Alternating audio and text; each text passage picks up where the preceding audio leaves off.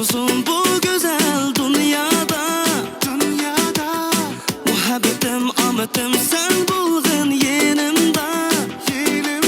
Lavleringga halım bolay, men gülükke yarım bolay. Qalğaçdek qaşlarımdın gül, yüzüngdün cinim aylinay. Leylim bulgin can güzelim, söz şirin közi hımarım. Mecnunum men can dildarım, boynunga men bolay dumanım. Sen güzelim tügümez gazelim, can yarim.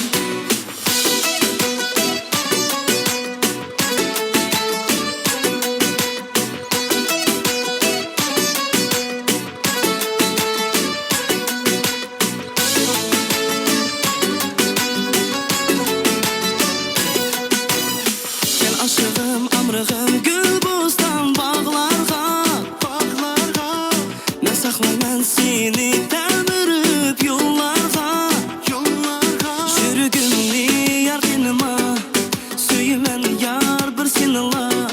Sana köydüm, seni men söydüm, kerek emes manga başkalar. Leylim bulgin can güzelim, sözü şirin közi hımarım. Mecnunum men can dildarım, boynunga men bolay dumarım. Leylim bulgin can güzelim, sözü şirin közi hımarım. Mecnunum men can dildarım, boynunga men bolay dumarım. Sen güzelim tügümez gazelim, can yarim.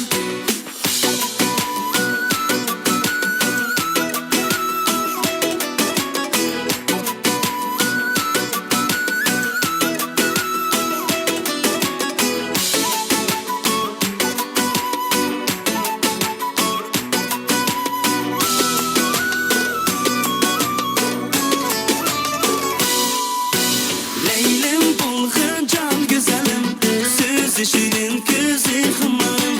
Mecnunum men can dildarım, boynunga men bolay dumarım.